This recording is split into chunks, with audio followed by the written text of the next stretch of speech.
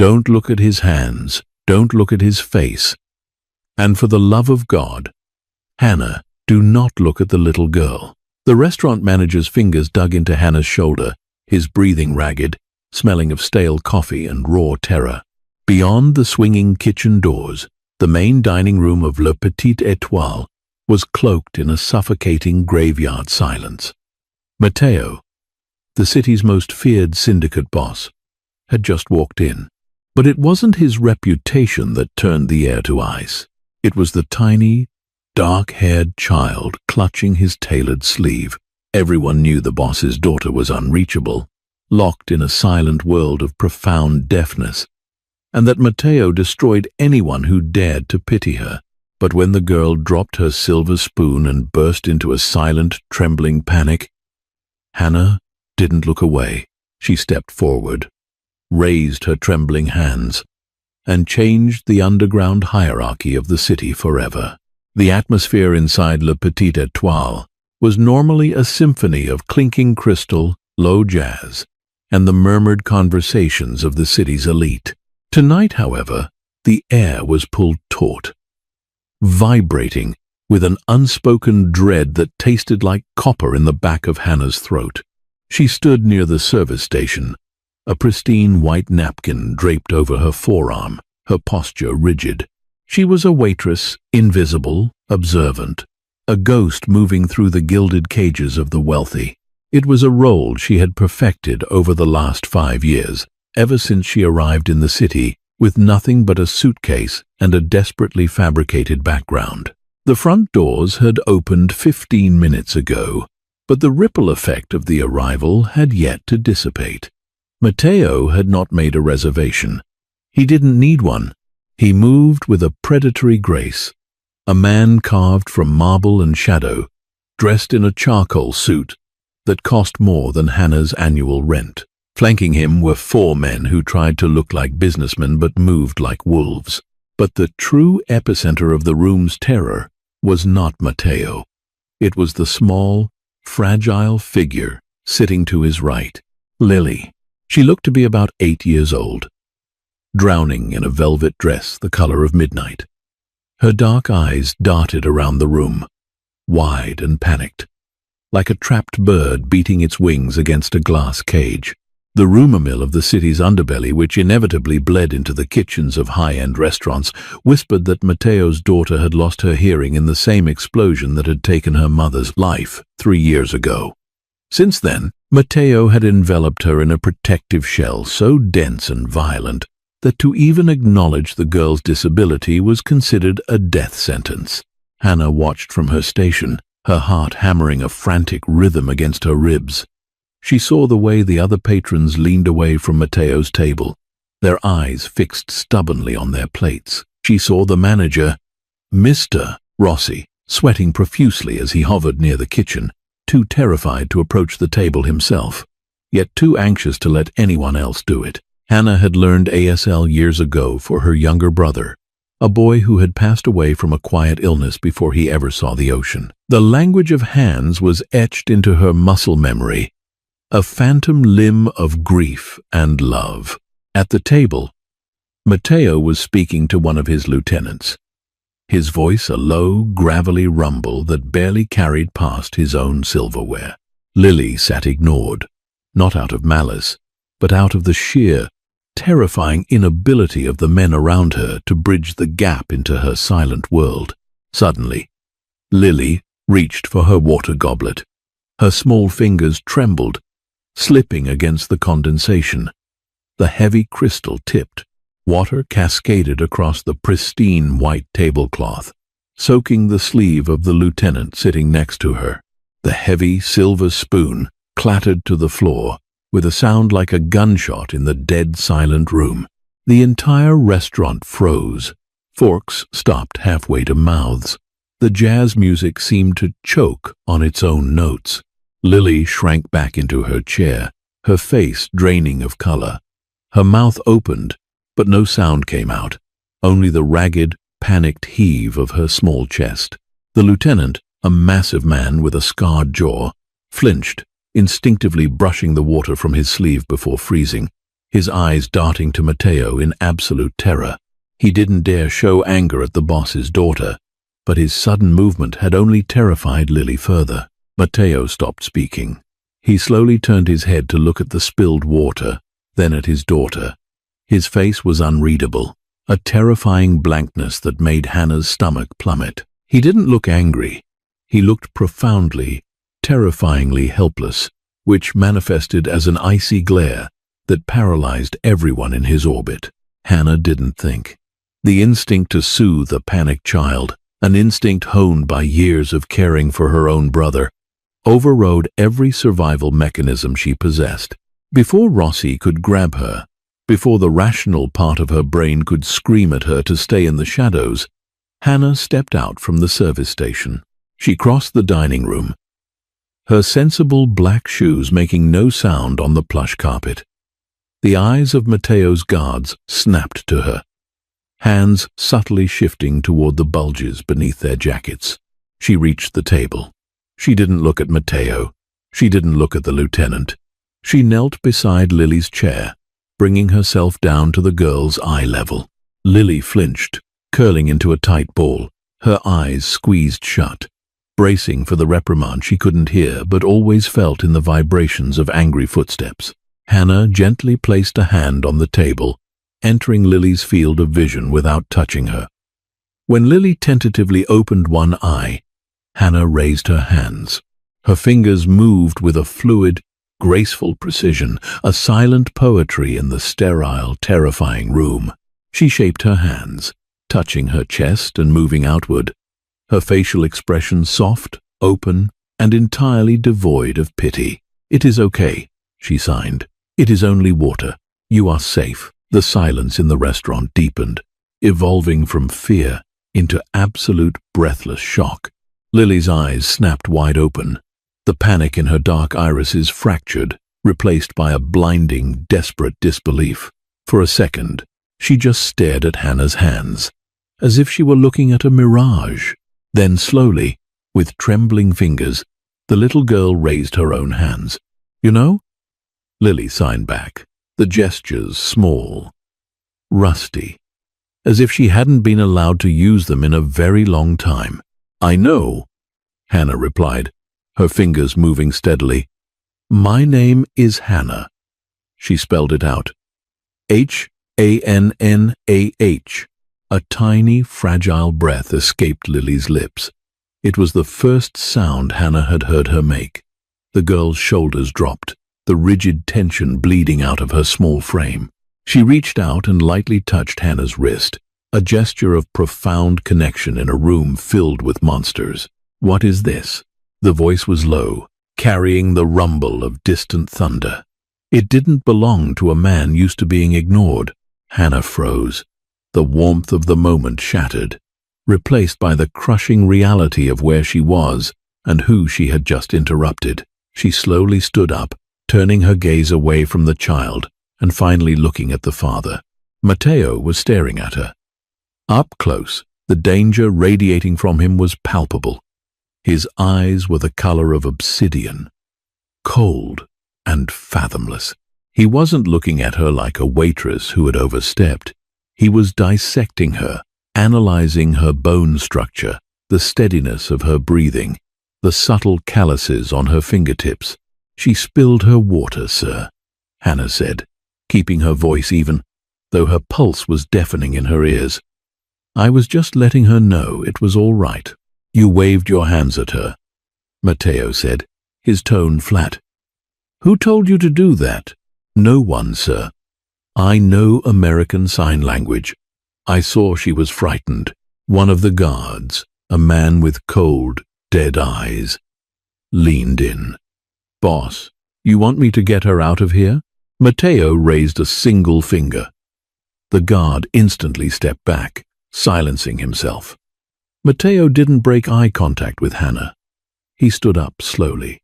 He was taller than she had realized, towering over her, casting a long, dark shadow that seemed to swallow the light from the chandeliers. "My daughter," Matteo said softly, dangerously, "does not need the pity of the help." "It wasn't pity," Hannah countered. surprising herself with her own firmness. The memory of her brother gave her a fleeting, reckless courage. It was communication, something she seemed starved for. A collective gasp echoed from the kitchen doors. Rossi looked like he was about to pass out. Matteo's jaw tightened. A muscle feathered in his cheek. He looked down at Lily. The little girl was looking up at Hannah, her eyes shining with a sudden, fierce attachment. Then Lily looked at her father and signed, her movements sharp and defiant. She stays. Matteo didn't know the signs, but he understood the fierce, protective glare his daughter was giving him. He looked back at Hannah. The coldness in his eyes shifted, morphing into something far more dangerous. Calculation. He reached into his breast pocket and pulled out a heavy, embossed business card. He placed it on the table, right over the spilled water. The dark ink began to bleed into the damp tablecloth. Tomorrow morning. 9 o'clock, Matteo commanded. You will come to this address. I have a shift here tomorrow, Hannah stammered, the reality of the situation finally crashing down on her. Matteo didn't even look at Rossi, but his voice echoed across the room. She no longer works here. Is that understood? Rossi. Yes, Mr. Matteo. Of course. Rossi squeaked from the shadows. Matteo looked back at Hannah, his gaze dropping briefly to the hollow of her throat, where her pulse beat frantically against her skin. Tomorrow, Hannah. Do not make me send someone to find you. He turned on his heel. The guards instantly formed a phalanx around him and the girl. As they walked away, Lily looked back over her shoulder. She raised her hand and signed one last word to Hannah before disappearing through the doors. Friend. The address on the card belonged to an estate nestled in the wooded hills outside the city, a place where the roads twisted like serpents and the trees grew thick enough to swallow secrets. Hannah drove her beat-up sedan through the imposing iron gates, which groaned open at her approach and snapped shut behind her with a dreadful finality. The house was a fortress disguised as a mansion. High stone walls, security cameras tracking her every movement, and men in dark suits pretending to be gardeners. Hannah parked on the sprawling circular driveway, her hands gripping the steering wheel so tightly her knuckles ached. She felt like a mouse stepping willingly into a viper's nest. The massive oak front door was open before she even reached the steps. A severe-looking woman in a dark dress ushered her inside without a word. The interior was breathtakingly opulent, yet suffocatingly cold. Dark mahogany paneling, priceless oil paintings of violent storms and brooding landscapes, and a silence so profound it felt heavy, like deep water. Wait here, the woman instructed, leaving Hannah in a vast, echoing library. Hannah wrapped her arms around herself, shivering despite the warmth of the room. She approached a massive oak desk, trailing her fingers over the polished wood. She was looking for an exit, a way out of this absurd situation, when a slight movement caught her eye. Lily was standing in the doorway. She wore a simple white dress today, her hair pulled back, without the oppressive presence of her father's guards. She looked even smaller, but there was a spark in her eyes that hadn't been there the night before. Hannah immediately dropped to her knees, raising her hands. "Hello, Lily." Lily ran across the room and threw her arms around Hannah's neck. The impact knocked Hannah back slightly, but she caught the girl, wrapping her in a tight embrace. It was the desperate, clinging hug of a child who had been drowning in silence and had finally found a pocket of air. "You came," Lily sighed, stepping back, her face radiant. "I was invited," Hannah signed back, offering a small, sad smile. "Or," commanded, "my father is scary, but he is sad." Lily's fingers moved rapidly, conveying complex emotions with startling clarity. "He does not know how to talk to me." Before Hannah could reply, a deep voice resonated from the shadows of the second-floor balcony. "She is right. I don't," Hannah gasped, looking up. Matteo stood in the gloom, looking down at them. He wore a simple black sweater and dark trousers, stripping away the armor of his suits, though he looked no less dangerous.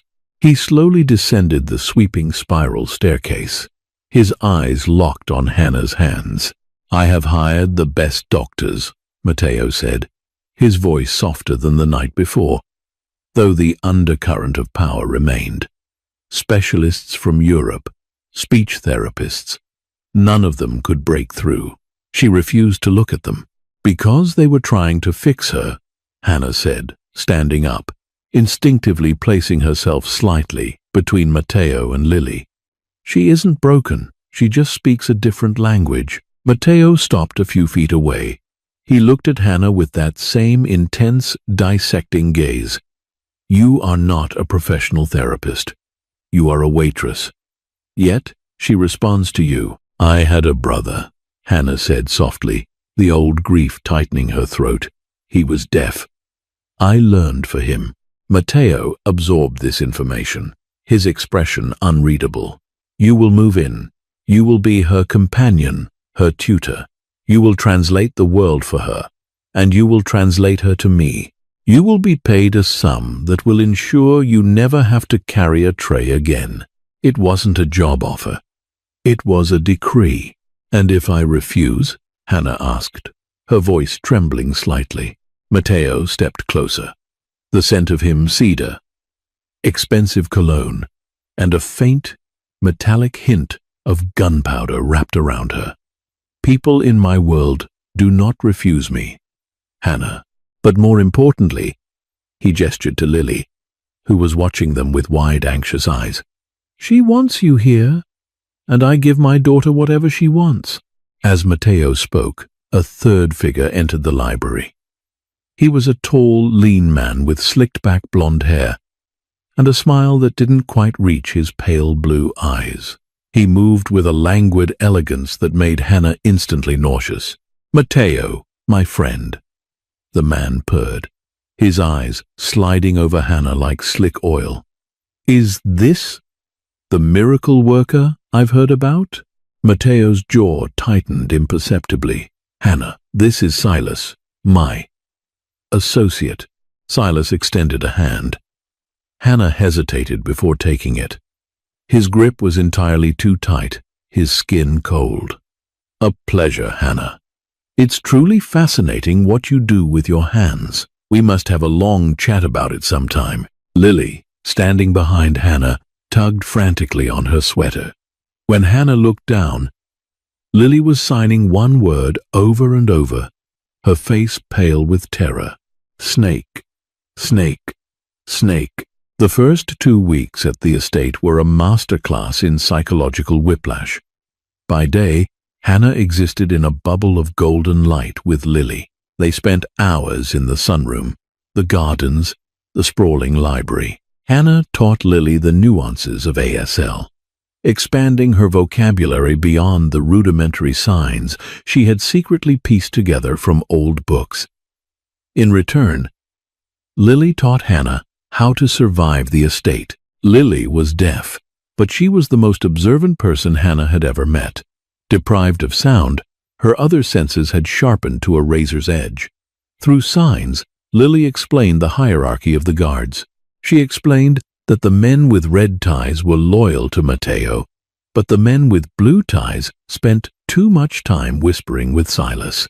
"Silas wants the big chair," Lily signed one afternoon, her small hands shaping the words under the shade of a massive weeping willow. "He smiles at my father, but his eyes are knives." Hannah frowned, her heart beating a little faster. "Have you told your father this?" Lily shook her head vehemently. "Father is blind to the snake. The snake was his brother's friend. Father owes a debt." The danger in the house was a living, breathing thing. Hannah felt it every time she walked down a hallway. She felt eyes on her back. She began locking her bedroom door at night, jamming a heavy oak chair under the handle. Her interactions with Matteo were brief, intense, and confusing. He would often stand in the doorway of the sunroom, watching them sign. He never interrupted, but his presence was a heavy gravity. Sometimes, Hannah would catch him looking at her, not with the cold calculation of a mafia boss, but with a strange, haunted curiosity. It was as if he was trying to solve a puzzle he didn't realize he had started. One evening, unable to sleep, Hannah crept down to the massive kitchen to get a glass of water.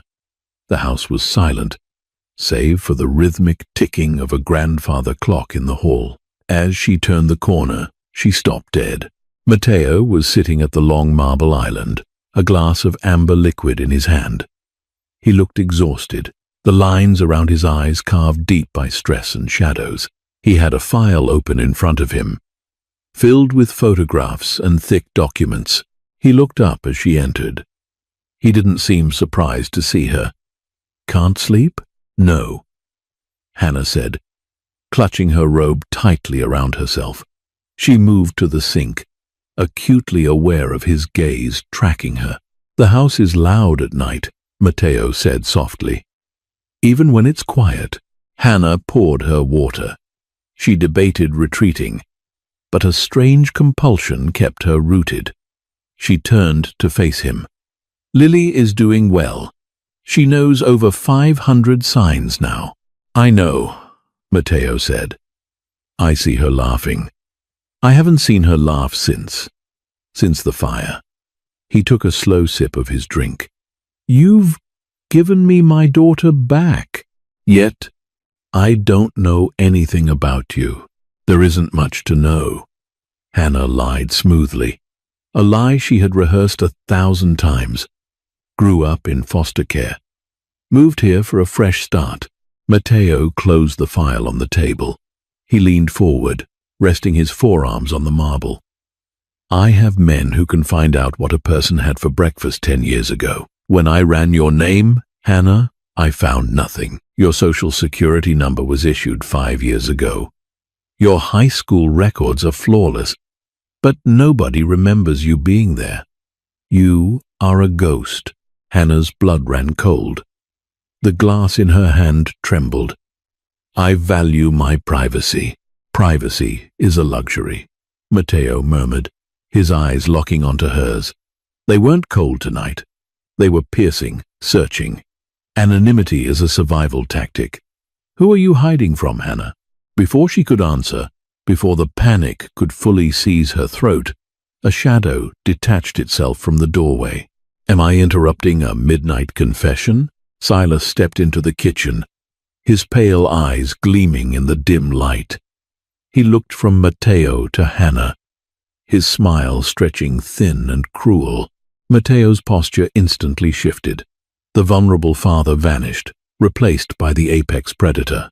"We were just finishing, Silas. What do you want?" "A shipment arrived at the docks," Silas said, not looking away from Hannah. "Requires your personal signature, boss. Seems there's a discrepancy in the inventory." Matteo stood up. He didn't look at Hannah as he walked past her, but she felt the brush of his shoulder against hers. A silent, tense warning. As Matteo left the room, Silas lingered. He stepped closer to Hannah, invading her space until she could smell his sharp, metallic cologne. "You have very pretty hands, Hannah," Silas whispered, his voice like dry leaves scraping on stone. "It would be a shame if something were to break them.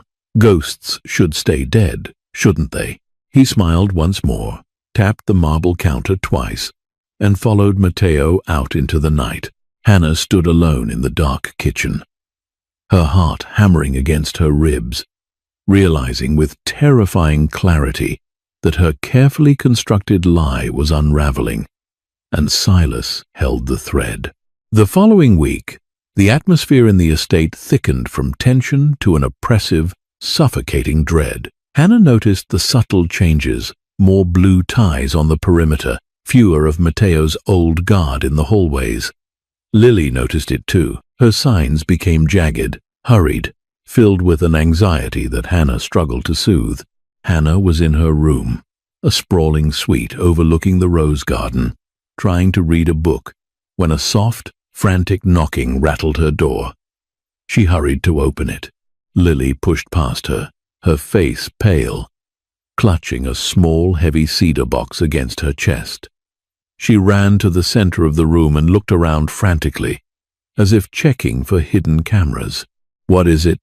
Hannah signed, closing and locking the door. "What's wrong?" Lily placed the box on the bed. Her hands were shaking so badly she could barely form the signs. "I went to the basement, where Father keeps the old things. The things from before I was born." Hannah felt a cold spike of alarm. Matteo had strictly forbidden anyone from entering the lower archives. "Lily, you shouldn't have done that." Lily ignored her.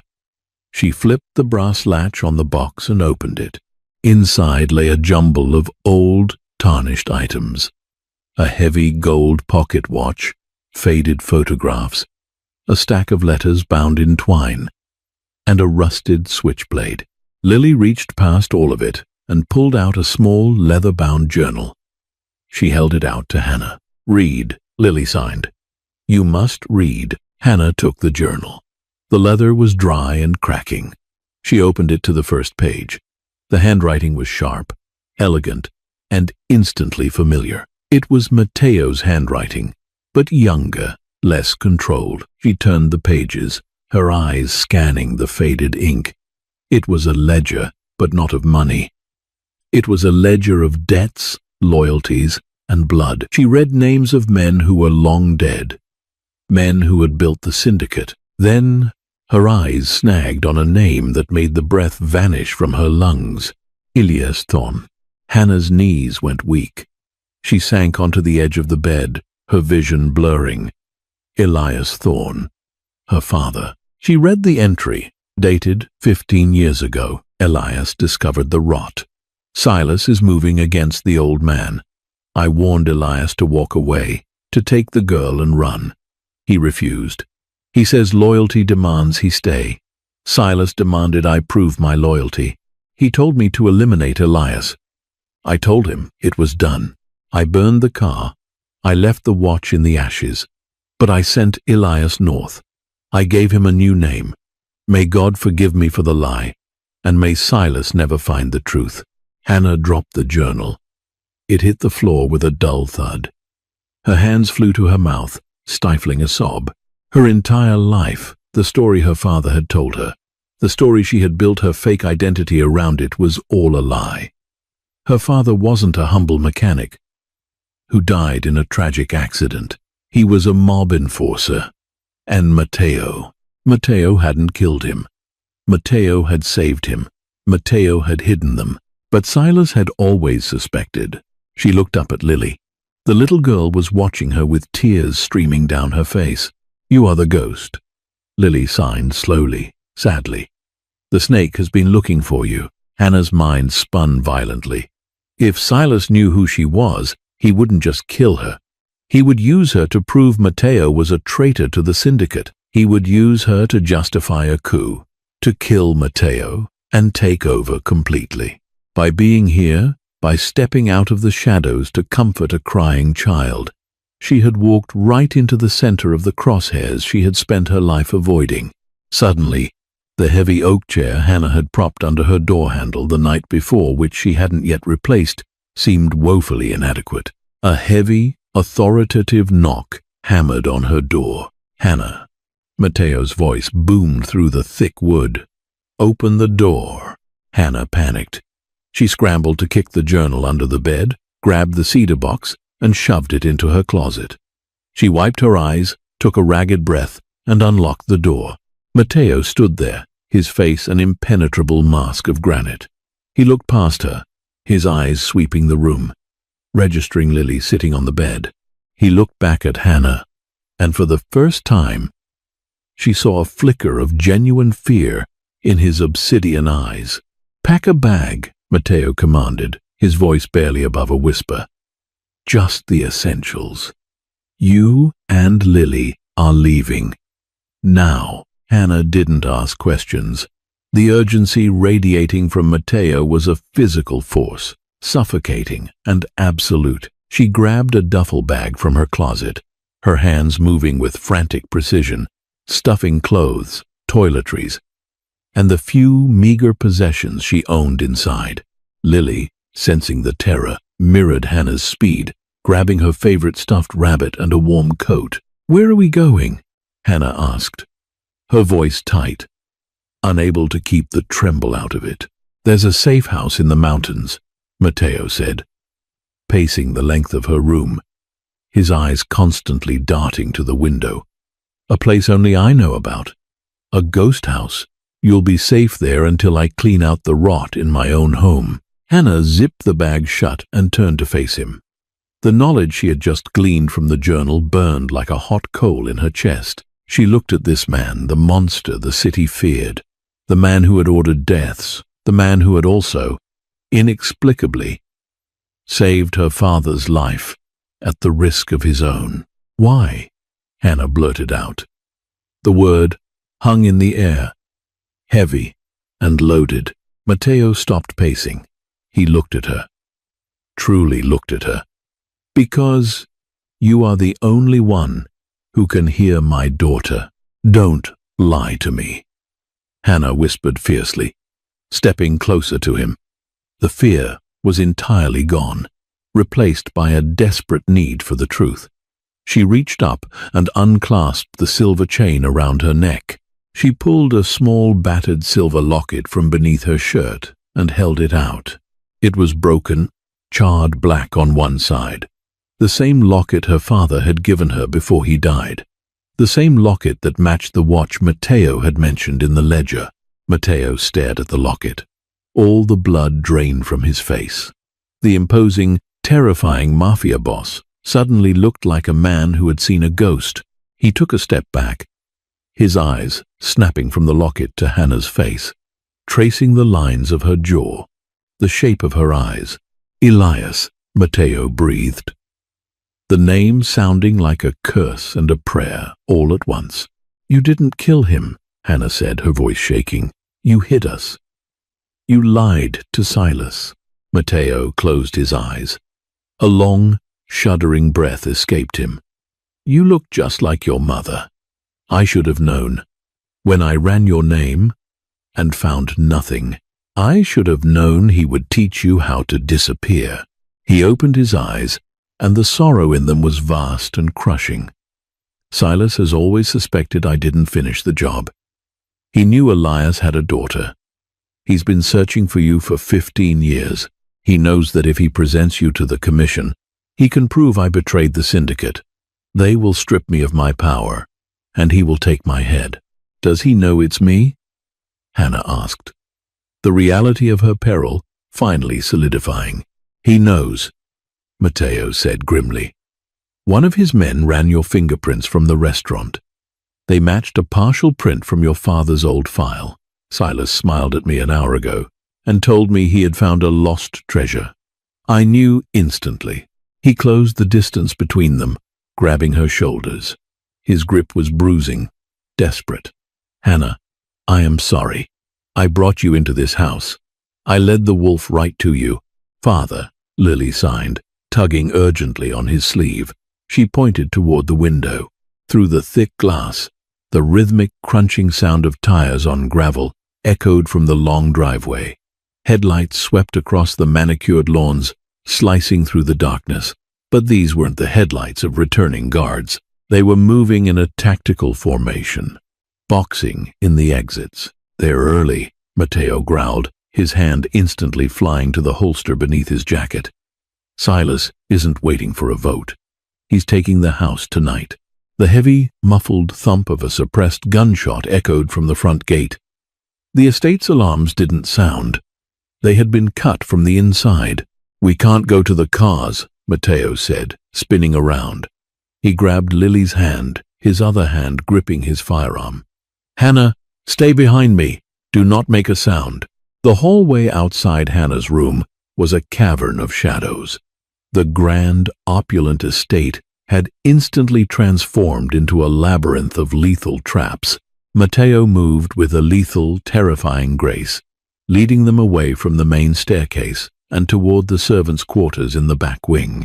Hannah clutched Lily's other hand, her fingers intertwined tightly with the little girl's. Lily wasn't crying. Her eyes were wide, taking in the visual cues of danger, the rigid posture of her father, the gun in his hand, the creeping shadows. Hannah squeezed her hand. A silent, "I am here." They reached a narrow, secondary staircase used by the maids. Matteo paused, pressing his back against the wall, listening.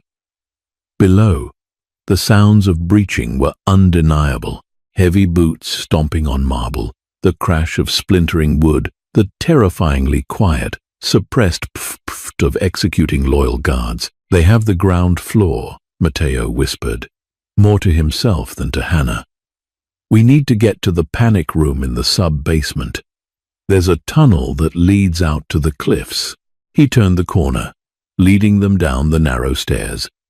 The air grew colder, smelling of damp stone and old dust. They reached the basement level, a maze of wine cellars, storage rooms, and archaic heating systems. As they moved past a row of massive oak wine barrels, a shadow detached itself from the gloom ahead.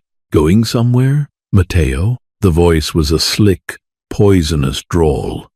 Silas stepped into the dim light of a caged bulb, flanked by two massive men holding silenced submachine guns. Silas himself was unarmed, his hands casually resting in the pockets of his tailored trousers. He looked entirely at ease, a man who had already won the chess match. Matteo pushed Hannah and Lily behind him, raising his weapon, aiming directly at Silas's chest. "Call your dogs off, Silas, or I put a bullet in your heart right now." Silas chuckled, a dry, rattling sound. "You shoot me, my men cut you down, and then they have all the time in the world to play with the ghost and the mute. You're out of place, old friend." Silas slowly pulled his hands from his pockets. In his right hand, he held a sleek, modern tablet. "I just sent a message to the commission. Attached is the DNA file matching our lovely waitress to Elias Thorne. Also attached is a lovely video of your men laying down their arms outside. The regime has changed, Matteo." Matteo's jaw was a granite cliff. "You want the seat, take it, let them go. They are no threat to you." "Oh, Matteo, you always were sentimental," Silas sighed, stepping closer. The two gunmen raising their weapons in unison. "That was your weakness. You couldn't kill Elias, and now you can't protect his daughter. I don't just want the seat. I want the legend of Matteo wiped clean. I want to show the city what happens when a boss gets soft. I have to kill her, Matteo, and I have to kill you for hiding her." His pale eyes drifted to Lily, hiding behind Matteo's leg. "And the defective one? Well, she's a loose end. A tragic casualty of a home invasion." Hannah felt a cold, primal fury ignite in her chest, burning away the terror. She looked at Lily. The little girl was watching Silas, her eyes reading the terrifying cruelty on his lips, even if she couldn't hear the words. Lily looked up at Hannah. She didn't sign fear. She signed fight. Hannah looked around the dim cellar. Behind Silas, directly above him, ran the estate's massive, antiquated boiler system, a labyrinth of high-pressure steam pipes. Beside Hannah, resting against a wine rack, was a heavy iron crowbar used for opening crates. Hannah caught Matteo's eye. She couldn't speak, but she needed him to understand. She tapped her thigh twice, a gesture they had used during ASL lessons to mean pay attention. Matteo didn't look at her, keeping his eyes locked on Silas, but he shifted his stance almost imperceptibly, his weight balancing, ready to move. "Distract him," Hannah signed with one hand, keeping it hidden behind Matteo's leg. Matteo didn't know sign language, but 15 years of surviving assassinations had given him an instinct for kinetic energy. He felt the shift in Hannah's posture behind him. He knew she was going to do something reckless. "You think the commission will just accept this?" Matteo growled, taking a deliberate heavy step forward, drawing the attention of the two gunmen. "They know you, Silas. They know you're a snake. You can't hold the city." "I hold the guns, Matteo." Silas sneered, his arrogance blinding him to the periphery. "That's all the city respects. In that split second, Hannah moved. She didn't cower. She didn't run. She lunged to the side, grabbing the heavy iron crowbar with both hands. With a desperate, primal scream that tore her throat raw, she swung it with all her might, not at Silas, but upward, smashing it into the rusty brass pressure valve of the main boiler pipe running directly above Silas's head. The metal groaned, then fractured. The sound was deafening, a shrieking roar like a jet engine detonating in the confined space. A massive cloud of scalding, blinding white steam exploded downward, instantly engulfing Silas and his two gunmen. The men screamed, dropping their weapons as the searing heat blistered their skin.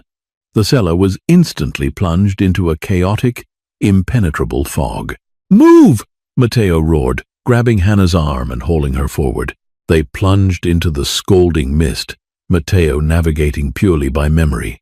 He kicked one of the blinded gunmen aside, his gun tracking Silas's agonized screams. Through the swirling white vapor, a shadow lunged. Silas, his face red and blistered, swung blindly with a combat knife he had drawn from his boot. The blade sliced through Matteo's jacket, biting into his shoulder. Matteo grunted, his momentum carrying him forward. He didn't fire. The risk of hitting Hannah or Lily in the fog was too great.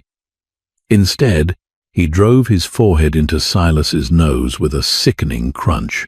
Silas collapsed backward into the wine racks, bringing hundreds of bottles crashing down in a wave of glass and dark red liquid. Matteo didn't stop to finish him. He grabbed Hannah and Lily, shoving them toward a heavy, reinforced steel door hidden behind a false wall of shelving. He punched a code into a keypad covered in dust. The heavy door hissed open. They threw themselves inside, and Matteo slammed the door shut, throwing the massive internal deadbolts. The silence in the panic room was absolute, a jarring contrast to the shrieking steam and chaos outside. The room was illuminated by harsh, pale emergency lights. It was a concrete cube, stocked with weapons, communications gear, and enough supplies to last a month. Matteo staggered against the wall, his hand clutching his bleeding shoulder. He slid down to the floor, his breathing ragged. Hannah fell to her knees, pulling Lily into a fierce, suffocating hug. The little girl was trembling violently, her face buried in Hannah's neck. Hannah stroked her hair, trying to steady her own hammering heart. "He's not dead," Matteo gasped, his face pale, sweat beading on his forehead. "Silas, he'll regroup. They have blowtorches. It will take them hours to cut through that door, but they will." Hannah looked at him, her hands covered in dust and the sticky residue of wine from the cellar. "What do we do?" Matteo looked up at her, the mask completely stripped away. He wasn't a king anymore. He was just a bleeding man in a concrete box. "I call the commission. I tell them the truth. I surrender my territory, my assets, my life. In exchange, they grant safe passage for you and Lily." "No," Hannah said, her voice shaking but resolute. "Silas sent them proof. You betrayed them by keeping me alive. They won't negotiate. They'll kill you, and then they'll kill us." Matteo laughed. A wet, bitter sound. "You're Elias's daughter. All right. So, what's your brilliant plan, Waitress?" Hannah looked around the room. Her eyes landed on the massive communications console, built to bypass any local jamming. She looked back at Matteo, then at Lily. "Silas sent them proof that Elias Thorne's daughter is alive," Hannah said slowly, the gears in her mind turning with a desperate, lucid speed. "He told them you kept a secret to weaken the syndicate." She walked over to Matteo and knelt beside him. She reached out and firmly touched his uninjured shoulder. "What if we give them a better secret?" Hannah said. "What if we tell them the truth Silas has been hiding?" Matteo frowned, wincing in pain. "What truth?" Hannah turned to Lily. "Lily?" "The journal. The other pages. What else did you read about the snake?" Lily stepped forward. The trembling stopped. In the harsh fluorescent light, her hands moved with a swift, deadly precision. "The snake steals from the treasury," Lily signed. "He has a shadow book. He moves the gold to a house across the water. He plans to starve the commission before he kills you." Hannah translated out loud. Mateo's eyes widened. "A shadow book? Silas has been skimming from the commission's tribute? I never had proof of that." "I know where the book is," Lily signed, her eyes blazing with a fierce, terrifying intelligence. "I saw him hide it, behind the painting of the storm in the library." Hannah relayed the information. Mateo stared at his daughter, absolutely astounded. This silent child, whom everyone had dismissed as broken, had been watching the empire decay from the inside. She was the most dangerous person in the house. "If I can get that book," Mateo whispered, his eyes locking onto the secure phone on the console, "I can send the account numbers to the commission right now. Silas won't just be a usurper. He'll be a thief who stole from the old men. They will gut him." "But the book is in the library," Hannah said, dread pooling in her stomach. "The library is on the first floor. Silas's men control the house." Mateo looked at his bleeding shoulder, then at the steel door. "There's a ventilation shaft. It leads from here, up through the walls, exiting behind the fireplace in the library. It's too small for a man." He looked at Hannah. "But a woman could fit." The ventilation shaft smelled of iron dust and centuries of trapped air. Hannah crawled on her stomach, her elbows scraped raw, moving inch by agonizing inch through the suffocating darkness. Mateo had given her a small flashlight and a compact, suppressed pistol. "Don't use it unless you have to," he had told her, his dark eyes boring into hers. "If you fire, every man in that house will know exactly where you are." Lily had hugged her tightly before she entered the grate, signing one final, desperate command. "Come back." Hannah pushed those thoughts away, focusing only on the rhythmic scraping of her knees against the galvanized steel. She could hear the muffled shouts of Silas's men echoing through the walls, hunting for them. The house was being torn apart. After what felt like hours, the shaft angled upward. A faint, flickering light bled through the slats of a grate ahead. Hannah crept forward, clicking off her flashlight. She pressed her face to the cold metal. She was looking out into the grand library. The room was a disaster zone. Books were ripped from shelves, furniture overturned. The heavy mahogany desk had been smashed. Standing in the center of the room, holding a bloody rag to his severely scalded face, was Silas. Two men with rifles stood at the door. "Tear the walls down if you have to," Silas screamed, his voice raw and wet. "Find the panic room. I want his head on a platter before sunrise." Hannah held her breath, her lungs burning. She carefully shifted her gaze toward the back wall. The massive oil painting of the storm, the one Lily had described, hung crookedly, ignored by the men searching for bodies, not books. Silas threw the bloody rag to the floor. "Keep searching the east wing. I need to make a call." He waved the two guards out of the room. "Leave me." The men exited, pulling the heavy double doors shut behind them. Silas was alone.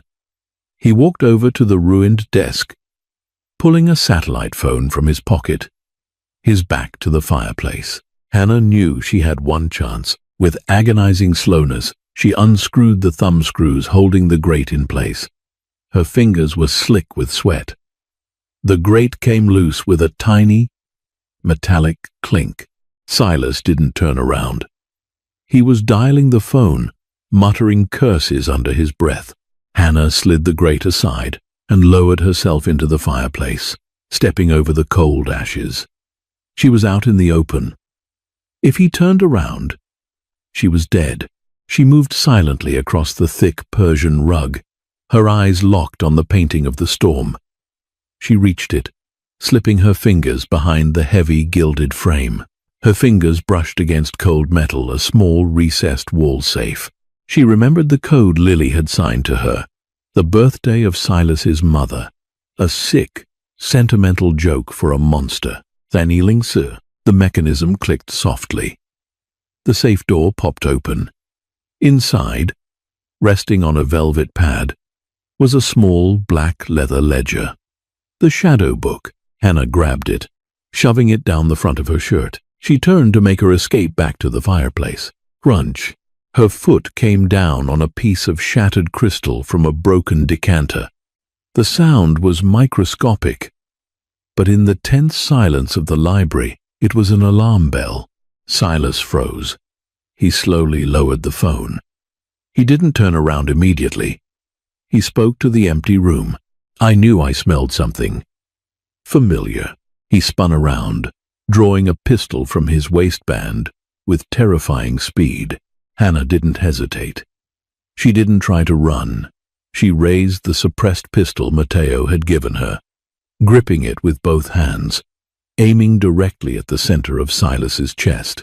Silas saw her and stopped, a cruel, bloody smile stretching across his blistered face. The ghost. Come to haunt me. You don't have the stomach to pull that trigger, little girl. You're a waitress. You serve. He raised his weapon. Hannah's mind flashed to her father, bleeding out on a cold floor 15 years ago. She thought of Matteo, wounded in a concrete box, sacrificing his empire to save her. She thought of Lily, trapped in silence, relying on Hannah to speak for her. She wasn't just a waitress anymore. She was the translator. And right now, she was translating a death sentence. Hannah pulled the trigger. The suppressed gunshot was a sharp, biting crack. The bullet struck Silas in the right shoulder, spinning him backward. His gun fired wildly into the ceiling, showering plaster. He crashed into the bookshelves, screaming in rage and pain. Hannah didn't wait to see if he got up. She bolted for the fireplace, diving into the ash and scrambling up into the dark ventilation shaft. Just as the library doors burst open and Silas's men flooded the room, gunfire chewed the stonework of the fireplace beneath her. But she was already crawling frantically upward, the black ledger pressing against her, rapidly beating heart. The transmission took less than 60 seconds. Back in the panic room, Matteo's fingers flew across the secure console, uploading photographs of every page of Silas's shadow book to the Commission's private server. He included a brief audio message outlining the coup and the exact locations of the offshore accounts Silas had been siphoning the money into. Hannah sat on the floor, covered in soot, sweat, and trembling so violently her teeth chattered. Lily sat beside her, her small hands holding Hannah's, anchoring her to the ground. It's done, Matteo breathed, leaning back against the cold concrete wall. He looked exhausted, drained of blood and adrenaline, but his eyes burned with a dark, triumphant fire. 10 minutes later, the secure phone on the console rang. A single, harsh chirp. Matteo put it on speaker. Matteo, an ancient, gravelly voice echoed through the room. It was Don Carmine, the head of the commission. I am here, Don Carmine, Matteo said respectfully. We have reviewed the ledger, the voice said, entirely devoid of emotion. Silas has been a very greedy boy. The penalty for stealing from the table is absolute. He holds my house, Don Carmine, Matteo said. Not anymore, the old man replied. I have made a phone call. Silas's lieutenants have been informed of his theft. They have been instructed that anyone who stands with him will be erased. The bounty on Silas's head is active. There was a long pause. As for your other secret, Matteo, the Thorn Girl, Hannah stopped breathing. Matteo's jaw clenched. Elias Thorn was a good man, Don Carmine said softly. He was loyal to the old ways. Silas forced your hand. You showed mercy. The commission does not reward mercy, Matteo, but we respect the debt. The girl's blood is clean. She is under the protection of the table. If anyone touches her, they answer to me. The line went dead. An hour later, the heavy steel door of the panic room hissed open. The estate was eerily quiet. Silas's men had turned on him the moment the decree came down.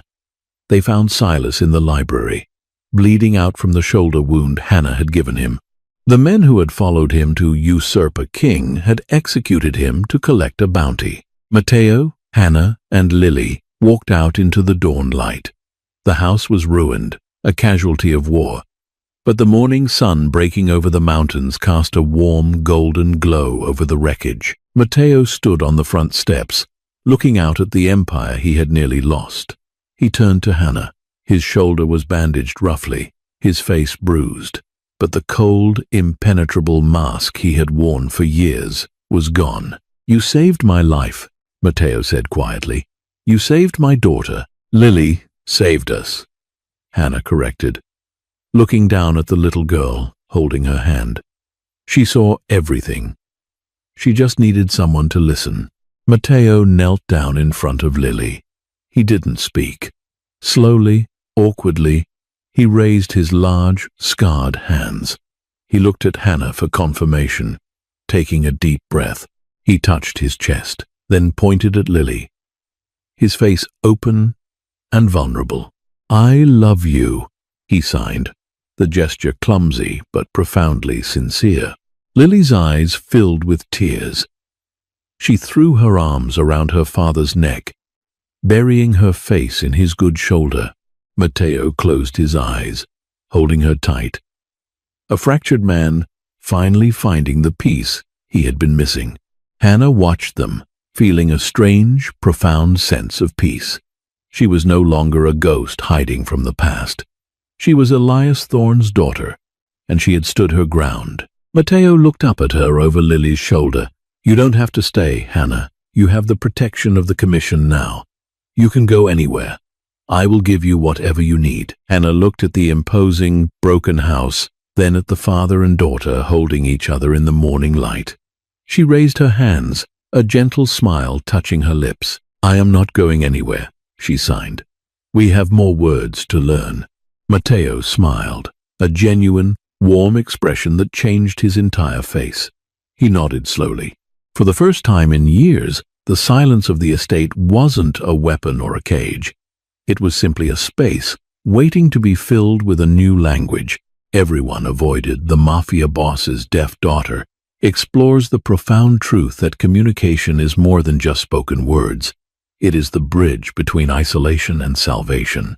Hannah's courage to simply listen to Lily through sign language unravels a decades-old web of betrayal, proving that the most invisible among us often hold the keys to the deepest truths.